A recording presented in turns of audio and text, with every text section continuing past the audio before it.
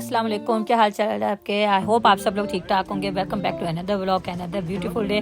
हम लोग यहाँ पे पहुँच गए थे हुरकाता के एयरपोर्ट पे और बस हमने सुबह अर्ली हमने चेकआउट किया वहाँ से और नाश्ते का भी टाइम नहीं मिल सका और बस फटाफट हम लोग लेट हो रहे थे। कैब भी बाहर वेट करती, हम लोग एयरपोर्ट आ गए। एयरपोर्ट इनका हुरकाता का छोटा सा, इतना बड़ा नहीं है। और आमिर हमें यहाँ सरप्राइज़ दिया, हमारी पता चला हमें बिज़नेस क्लास की हमारी टिकट थी और यहाँ से 1.5-2 घंटे की फ़्लाइट थी कायरो की। और खैर नाश्ता सुबह हुआ नहीं था तो फिर यहाँ पे जो इनका अंदर एरिया था बिज़नेस क्लास वालों का, वहाँ पे अच्छा स्नैक्स वगैरह लगे हुए थे, रिफ़्रेशमेंट्स थी, वो हमने इन लोगों ने एंजॉय की। और फ़्लाइट इटसेल्फ हमें बहुत अच्छा लगा, पता भी नहीं चलता 1.5-2 घंटे का। तो और ये हमारा फ़र्स्ट टाइम एक्सपीरियंस था बिज़नेस क्लास के लिए, तो वो मज़ा आया। हम लोगों का कायरो में 2 दिन का 2 नाइट्स का स्टे था एक्चुअली। और पहला दिन हम लोगों ने जाना था एक म्यूज़ियम में और लोकल उनका बाज़ार वगैरह वो सारा घूमना था जो हमारा प्लान था। और सेकंड डे हमारा पिरामिड्स का प्लान था और वो क्योंकि काफ़ी हमारा एस्टिमेट हमारा अंदाज़ा ये था कि हमें उसमें एक पूरा दिन लग जाएगा और इसके अलावा अगर कोई चीज़ रह जाएगी तो वो भी हम लास्ट डे ही देखेंगे पिरामिड्स के साथ ही। और मगर ये कि गर्मी हमें कायरो में काफ़ी मिली, 40 टेम्परेचर था। होटल हमारा 15-20 मिनट के रास्ते पे था और मेन जो उनका सिटी था ना उसके अंदर मिड में था, ज़्यादा दूर नहीं था, तो ताकि हमें बिल्कुल म्यूज़ियम हमारे 5 मिनट्स की वॉक पे ही था।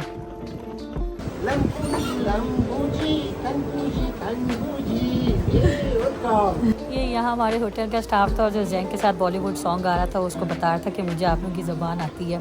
और ये हमारी लॉबी है होटल की और अच्छा था, काफ़ी अच्छा था, कंफर्टेबल सा प्लेस, काफ़ी प्लेस थी और अच्छा रहा। 2 दिन का स्टे था तो सारा दिन तो हम बाहर ही घूमते थे। रूम में तो हम रात में ही आना होता था हमारा सोने के लिए। और ये हमारा रूम था और बच्चों का रूम इसके बिल्कुल साथ नेक्स्ट वाला था।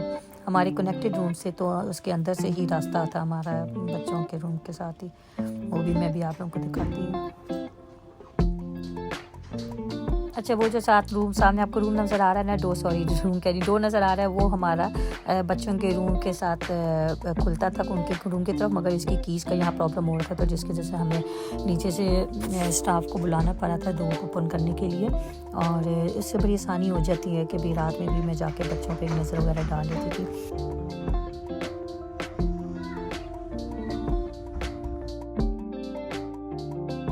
चलें जी, हम आ गए थे थोड़ा सा रेस्ट वगैरह करके। मैकडोनल्ड बच्चों को बहुत शौक़ हो रहा था कि हमें हलाल मैकडोनल्ड्स खाना है, तो वो उनकी हमने ख्वाहिश पूरी की। और ये बिल्कुल हमारे होटल से निकल के वो सामने म्यूज़ियम था जहाँ पे हमने जाना था, जहाँ पे फ्रांस की मम्मियाँ पड़ी हुई हैं, सारी आराम फरमा रही थी। अभी आपको अंदर जाती हूँ और अंदर जाके दिखाती हूँ। अच्छा, ये अब आपको अंदर जो सारे स्टैचूज़ नज़र आ रहे हैं, जिनके भी कब्रें नज़र आ रही हैं ना, ये सारे फ़्रौन की हैं। और फ़्रौन किसी एक इंसान का नाम नहीं था, ये एक लक़ब होता था उस ज़माने में जो भी बादशाह बनता था। और ये तकरीबन आज से 5000 साल पहले मिस्र की सरजमीन पे जो है ना ये फ़्रौनों का राज होता था। और इसमें तकरीबन ये 3000 साल तक इनका राज रहा है। और इस 3000 साल में 31 तकरीबन शाही ख़ानदान थे जिन्होंने यहाँ मिस्र में हुकूमत की थी। और उनमें से बहुत से सैकड़ों लोगों को ये मौका मिला था बादशाही करने का। और उन कितने भी जो सैकड़ों लोग थे उनमें से सारे फ़्रौन्स नहीं इतने याद रखे गए हिस्ट्री में, मगर सिर्फ चंद एक थे जो कि मशहूर हुए थे ऐसा फ़्रौन और जिनका हिस्ट्री में हम पढ़ते भी रहे हैं। अच्छा, ये यहाँ पे इनकी पूरी हिस्ट्री यहाँ लिखी होती थी। और ये जो आप ताबूत देख रहे हैं ना, ये ताबूत बने होते थे कुछ ये इसके अंदर एक और लकड़ी का ताबूत होता था और उसके अंदर फिर उनकी डेड बॉडीज़ रखी जाती थी। और ये एक ग्रेनाइट से बना हुआ होता था उस ज़माने में। और जो बंदा मरता था या औरत मरती थी तो उसकी शक्ल के ही फिर मास्क बनाए जाते थे और वो रखे जाते थे। अच्छा, जितनी भी चीज़ें आप यहाँ देख रहे हैं ना शेल्फ में, ये जेवरात देख रहे हैं, ये सब उस ज़माने में जो लोग यूज़ करते थे, ये उनकी कब्रों में ये सब निकाला गया था। क्योंकि तब ये माना जाता था कि भाई हम लोग जब मर के दोबारा ज़िंदा होंगे तो ये हमारे इस्तेमाल की जो चीज़ें हैं ये वो यूज़ होंगी हमारे ही हाथ में। तो इसलिए उनका जेवर और सारी चीज़ें जो की उनके यूजल स्टफ इस्तेमाल की चीज़ें थी वो सब साथ दफनाई जाती थी। अच्छा, इसके अलावा ये जो चीज़ आप शेल्फ में देख रहे हैं ये ब्लैक कलर की, ये वो तमगे होते थे जो वो बादशाह जो भी फ़िरौन होते थे अपने लोगों को देते थे, और जिसको भी ये देते थे ना, ऐसा रिवॉर्ड जिनको भी ये देते थे वो उस ज़माने में उसको बहुत ख़ास समझा जाता था, उसकी बहुत एक रिस्पेक्ट मानी जाती थी, क्योंकि वो सिर्फ ख़ास लोगों को ही ये तमगे दिए जाते थे। ये जितने भी आप ये स्टैचूज़ देख रही ये अभी के बने नहीं है, ये उसी ज़माने के बने स्टैचूज़ हैं और ये तब इनके साथ ही दफनाए गए थे। अच्छा, उस ज़माने में जो हज़रत मूसा अलैहिस्सलाम के ज़माने में जो था फ़िरौन, उसकी मम्मी इस म्यूज़ियम में नहीं थी, वो डिफरेंट म्यूज़ियम में है। वो म्यूज़ियम आजकल उन्होंने बंद किया हुआ था और उसकी ओपनिंग के लिए तकरीबन 40 मुल्कों के वज़ीराओं को इनविटेशन भी गया हुआ है। उसकी वो ओपनिंग होगी। अभी जब हम लोग गए थे तब वो सिर्फ उसका एक बड़ा सा स्टैचू था जो कि हम नहीं गए, जाने का फ़ायदा नहीं था, क्योंकि उसकी टिकट तकरीबन आप समझ लें 1000 इजिप्शियन पाउंड के हिसाब से थी, जो कि पाकिस्तान के 9000 बने और इंग्लैंड के 25 पाउंड बनते हैं। तो वो इसलिए फिर हमारा जाने का फ़ायदा नहीं था, सिर्फ एक बड़ा स्टैचू था, अपनी बाकी चीज़ें तो खुली भी नहीं थी। हज़रत मूसा अलैहिस्सलाम के ज़माने में जो फ़िरौन था उसका नाम था रमेसेस II। उसकी असल जो उसका स्टैचू है वो दूसरे म्यूज़ियम में था, मगर जो उसके बचपन का एक स्टैचू है जो बच्चे वो ये है, और इसके पीछे एक उकाब बनाया गया, उस उकाब का नाम था हुरून। और उस ज़माने पर जो उस टाइम के जो लोग थे वो उसकी इबादत करते थे उस उकाब की, और बाद में वो जो रमेसेस था उसने भी खुदाई का दावा किया था, और बाद की स्टोरी का तो आपको पता है। अच्छा, मैं जिस किंग की स्टोरी आपको बताने लगी हूँ वो है तूतनखामुन। इसके ये क्यों मशहूर हुआ था, ना ये अपनी दौलत की वजह से मशहूर हुआ था, ना अपनी हुकूमत की वजह से मशहूर हुआ था। ये दो चीज़ जिन चीज़ों की वजह से मशहूर हुआ था वो था, एक तो ये 9 साल की उम्र में बादशाह बन गया था, और दूसरा ये 19 साल की उम्र में इसकी मिस्टीरियसली डेथ हो गई थी, जो कि आज तक पता नहीं चल सका किस वजह से हुई थी। और मगर जब 1922 में एक आर्कियोलॉजिस्ट था होवर्ड कार्टर के नाम से, और उसने इसकी कब्र दरियाफ्त की थी जब, तो उसमें इसका 5000 टन के करीब कहीं सोना बरामद हुआ था, और इसके रोज़मर्रा की जो चीज़ें थी वो भी साथ उसके निकली थी। अच्छा, यहाँ पे अंदर उन्होंने मना किया हुआ था स्ट्रिक्टली कि आपने मूवी नहीं बनानी, इसलिए मैंने बाहर से चुपके से बनाई थी। आपने देखा होगा बिल्कुल थोड़ी सी बनी है, क्योंकि अंदर उसके स्टैचू को आप देख सकते हो, मगर मूवी अलाउड नहीं थी बनाना। और इसके अलावा जब मुआयना किया गया था आर्कियोलॉजिस्ट ने उसका डीपली, तो पता चला था कि उसके काफ़ी सर पे एक चोट लगी है और इसको कहीं जल्दी में दफनाया गया, मगर रीज़न उसका आज तक नहीं पता चल सका क्या रीज़न है। अच्छा, इसके अलावा जो ये तूतनखामुन की जो डेड बॉडी थी वो बाकी फ़िरौन के जो निकली थी ममीज़, उसमें से वाहिद थी जो कि उसी हालत में पाई गई थी जो आज से 3000 साल पहले उसकी दफनाई गई थी। ये जितनी भी आप ज्वेलरी देख रहे हैं ये सारी उस ज़माने में यूज़ होती थी किंग और क्वीन की, और ये सारी अंदर जो मैंने गोल्ड की मूवी बनाई थी वो भी अलाउ नहीं थी बनाना, मगर मैंने बना ली थी। अच्छा, ये सारे आप स्टैचूज़ देख रहे हैं, ये उस ज़माने में जो कि रियल शक्लें थी उनकी असल शक्ल के मास्क बनाए जाते थे कि जब बॉडी मम्मी दफनाई जाती थी तो ये उनके ऊपर उनकी शक्ल के मास्क पे लगाए जाते थे, और ये असल में वैसे लगते थे। और आप देखें अभी तक जो ये इनके कलर्स हैं, पेंट के कलर्स हैं, ये अभी तक वैसे के वैसे ही हैं। अच्छा, ये जितने भी आप शीशे के अंदर मम्मीज़ देख रहे हैं ये हज़रत ईसा अलैहिस्सलाम के ज़माने की गनूद शुदा डेड बॉडीज़ हैं जो कि यहाँ पे रखी गई। अच्छा, ये यहाँ लग्जर के नाम से एक सिटी है इजिप्ट में, जो कि कायरो से 10-15 घंटे की ड्राइव पे है। वहाँ से ये सारी मम्मीज़ ट्रांसफ़र करके इधर लेकर आए थे, क्योंकि वहाँ पे एक एरिया है वैली ऑफ किंग के नाम से, जहाँ पे सारे वहाँ पे रखी जाती थी, दफनाई जाती थी, जो कि वहाँ से पे ट्रांसफ़र करके ये इधर के म्यूज़ियम में लाया। अच्छा, योया और थोया उस टाइम के प्रिंस और प्रिंसेस थे, और ये कहा जाता है, ऐसे सुनने में आता है कि ये जो किंग था तूतनखामुन जो कि 9 साल की उम्र में किंग बना था, ये उसके ग्रैंड पेरेंट्स थे। और यहाँ पे इनके अंदर मम्मीज़ पड़ी जो कि मैं भी आपको दिखाऊंगी, और ये उनके इस्तेमाल की सारी चीज़ें थी। पूरी एक रूप तो योया प्रिंस योया की थी और एक प्रिंसेस थोया की थी। तो ये उनके जो गोल्डन मार्क्स थे, जब उनकी मम्मीज़ मिली थी तो उसके ऊपर ये गोल्डन मार्क्स उनके लगाए हुए थे। और ये वैसे उस ज़माने पे जैसे मैंने आपको पहले बताया कि जो भी डेड बॉडीज़ होती थी उनकी मम्मीज़ के ऊपर इस तरह के गोल्डन मास्क बना के लगाए जाते थे। अच्छा, ये भी सुनने में आया है। अच्छा, ये पहले मैं बता दूँ, ये एक ये प्रिंस योया है, और उसकी जो साथ है नेक्स्ट वो प्रिंस, अभी वो उसकी भी मैं बिल्कुल दिखाती हूँ, वो प्रिंसेस थोया।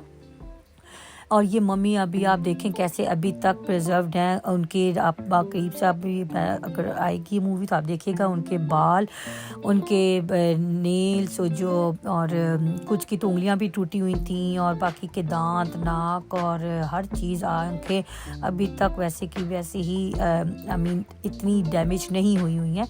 मगर कुछ जो भी डेड बॉडीज़ ये लोग लक्ष्य किंग ऑफ वैली से ट्रांसफ़र करके लेकर आए थे, उनके कुछ के मकबरे टूट गए थे और कुछ की डेड बॉडीज़ काफ़ी डैमेज हालत में आई थी। अच्छा, ये एक इनका जो वुड का है और मेटल का है, मैंने आपको बताया ना 3 लेयर्स में इनकी डेड बॉडीज़ को दफनाया जाता था। और वो जो पीछे आपको भी मैं दिखाऊंगी, ये इसमें इनकी डेड बॉडीज़ को कवर अप करते थे और ये गोल्ड का बना होता था, और ये फिर इसके ऊपर पहले एक कपड़े से लपेटा जाता था, फिर इसके ऊपर ये जो इसका बैंड था ये लगाया जाता था, और फिर उसके बाद उसको दफनाया जाता था। ये देखें, और वो जो अभी भी पाँव में जो ज्वेलरी पहनी हुई है वो एज इट इज़ अभी तक उनके पाँव में ही है। अच्छा, ऐसा कहा जाता है, सुनने में आया है कि भाई जब उस ज़माने के जो किंग थे वो अपनी ज़िंदगी में ही अपना पूरा चैम्बर और पूरा जो कफन है वो रेडी करके जाते थे, गोल्डन मास्क रेडी करके जाते थे, ताकि जैसे ही वो उनकी डेथ हो तो उसी वक्त उनके चैम्बर को क्लोज़ कर दिया जाए। और ये पूरा जो उनका चैम्बर एक अंदर बना होता था जिसमें उनका सारा गोल्ड और हर चीज़ साथ ही उनके दफनाई जाती थी। उन्हें उनका ऐसा मानना था उस टाइम ज़माने में, जो एंशिएंट इजिप्शियन थे वो ये मानते थे कि भाई हम लोग मरने के बाद जो हमें ज़िंदगी हमारी होगी उसमें भी ये हमारे बाद की ज़िंदगी में काम आएंगी। और ये जो योयो और थोया था ये 18 डायनेस्टी के किंग और क्वीन थे। तो ये क्योंकि इससे पहले जितनी भी जनरेशन्स आई जाए, इसके बाद जो रामेसेस 2 है वो जो हज़रत मूसा अलैहिस्सलाम के ज़माने में फ़िरौन था, वो 20th फैमिली ख़ानदान था, उसमें से वो आया था। अच्छा, ये जहाँ पे अब अंदर गए, ये एक 1891 में आर्कियोलॉजिस्ट को मम्मी मिली थी, और जितनी भी चीज़ें हैं ये सारी उसके साथ अंदर उसके कब्र में उनको मिली थी। तो यहाँ पे फिर आर्कियोलॉजिस्ट की भी एक पिक्चर है जो दिखाएंगे कि किस तरह उन्होंने उसको प्रॉपर उसको रिसर्च किया उस मम्मी के ऊपर। अच्छा, यहाँ पे ये नहीं दिखाया गया कि ये कौन सी मम्मी किसकी थी। अच्छा, जब ये जो बॉटम पे है ये इसके अंदर डेड बॉडी होती थी, फिर उसको कवर करते थे टॉम से, फिर दूसरा ऊपर डालते थे कवर, और फिर जो पीछे एक दिखाया हुआ है उसके अंदर मेन ये दोनों कफन अंदर रखते थे। और ये जितने भी आप ये देख रहे हैं एनिमल्स, ये सारे इनको समंदर से दरियाफ्त हुए हैं।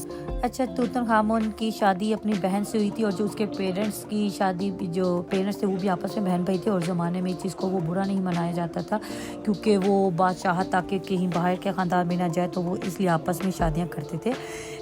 और इसकी वजह से उनको आगे उनके जो जनरेशन होती थी उसमें बहुत उनके हेल्थ इश्यूज़ होते थे। जैसे तूतनखामुन का भी कुछ लोग यही कहते हैं कि उसको हेल्थ इश्यूज़ थे और पेरेंट्स की तरफ से जो प्रॉब्लम आई थी, और इसकी वजह से वो जल्दी उसकी डेथ हो गई थी। और उसकी आगे तूतनखामुन की भी जो 2 बेटियां हुई थी वो भी उनकी भी हेल्थ ठीक नहीं थी, और वो भी बहुत ही जल्दी उम्र में उनकी भी डेथ हो चुकी थी। अच्छा, उस ज़माने में जो इतने ज़्यादा स्टैचूज़ बनाए होते थे वो ये लोग इबादत गाहों में अपने वहाँ रखते थे, और ताकि लोग जाके उन्हें अल्लाह की कुर्बत हासिल हो, और उन्हें लगता है कि जितने ज़्यादा वो भी स्टैचूज़ बनाएंगे, जितने बड़े स्टैचूज़ बनाएंगे, उन्हें अल्लाह उनसे उतना ही राज़ी रहेगा। अच्छा, ये जो आप स्टैचू देख रहे हैं ये है किंग और क्वीन टी है, जो कि तूतनखामुन के पेरेंट्स और इनकी 3 बेटियां थी। इनमें से एक बेटी के साथ तूतनखामुन की फिर शादी हुई थी। और ये जो आप ये देख रहे हैं ये फ्लोर उस ज़माने में जो पैलेस था उसका ये फ्लोर है, जो कि अभी तक इन्होंने बहुत अच्छे से इसको प्रिजर्व करके रखा हुआ है। और उस ज़माने में जितने भी फ़िरौन थे वो सब के सब बुरे नहीं थे, उनमें से कुछ अच्छे भी थे। जब हज़रत यूसुफ अलैहिस्सलाम हज़रत याकूब अलैहिस्सलाम के साथ हिजरत करके फ़लस्तीन से आए थे, इजिप्ट आए थे, तो तब कुछ उस टाइम पे कुछ फ़िरौन थे जो अच्छे थे। और इवन तूतनखामुन के बारे में ये भी सुना जाता है कि ये अपने बाप से एक बहुत अच्छा फ़िरौन था, और बाप इसका बहुत स्ट्रिक्ट था, और बहुत उससे उसकी आवाम उससे बहुत ज़्यादा तंग थी। मगर फिर आस्ता आस्ता बढ़ते वक्त के साथ साथ जो और फ़िरौन और ज़्यादा स्ट्रिक्ट आते गए हैं। और फिर जब रामेसेस 2 आया वो 20th फैमिली थी, क्योंकि जो योयो और थोया था ये 18th डायनेस्टी थी इनकी बादशाहत की। और फिर रामेसेस तो अपने आप को खुदा मानता था, वो कहता लोगों को कहता था कि मेरी पूजा करो, मेरी इबादत करो, मुझे खुदा मानो। और उसके बाद का हाल तो आपको पता ही है। अच्छा खैर उसके बाद हम जब म्यूज़ियम से निकले, हम बच्चे इतना थक गए थे, हम उनको होटल ड्रॉप किया और मैं और आमिर फिर यहाँ के इनके लोकल बाज़ार में आ गए थे। और यहाँ से मुझे कुछ इनके डेकोरेशन चाहिए थी इजिप्ट की, जो मम्मीज़ के उनके मास्क, गोल्डन मास्क थे, वो मुझे लेने थे और पिरामिड्स का लेना था और कुछ फ्रिज मैग्नेट्स लेने थे। तो इस तरह की मुझे और कुछ, ये देखिए यहाँ पे शक्करकंदी मैंने देखी और ये हम लोगों ने खाई, मगर मुझे बिल्कुल भी मज़ा नहीं आया क्योंकि मैं एक्सपेक्ट कर रही थी कि पाकिस्तान के जो हम खाते थे वो होगी। अच्छा यहाँ पे ये बहुत एक इनकी बड़ी मस्जिद थी और नाम मुझे उसका याद नहीं आ रहा। और ये जो जगह है, ओ माय गॉड, इतनी कोई बिज़ी जगह थी, कर्मल शम्स के नाम से थी और ये रात के इस वक्त 1:30-2 बजे हुए थे और रश वहाँ देखें कि कितना रश था ये। अच्छा खाना टू बी वेरी ऑनेस्ट मुझे कुछ इतना ख़ास पसंद नहीं आया, जितना रश था तो मैं एक्सपेक्ट करती कि कोई बहुत ही ज़बरदस्त किस्म का खाना होगा, बट इट वाज़ ओके। और ये देखिए नीचे टेक वे की क्यू है और ऊपर फिर आमिर और मैंने आराम से बैठ के खाना खाया और गर्मी बहुत ज़्यादा थी इस दिन। खैर इसके बाद खाना खा के आमिर और मैं फिर होटल आ गए थे। यहाँ पे ये हमारा होटल है और नेक्स्ट डे हम लोगों ने जाना था पिरामिड्स, और पिरामिड्स के लिए भी इंशाल्लाह मैं आपको जितनी मेरे हम लोग वहाँ से हिस्ट्री हमें पता चली वो मैं आप सबके साथ शेयर करूँगी। और आई होप आप लोगों को मेरा ये व्लॉग पसंद है, तो इसको लाइक शेयर और कमेंट ज़रूर कीजिएगा। इंशाल्लाह फिर मिलते हैं आपको अगले व्लॉग में। अपना ख्याल रखिएगा, दुआ में याद रखिएगा। अल्लाह हाफिज़।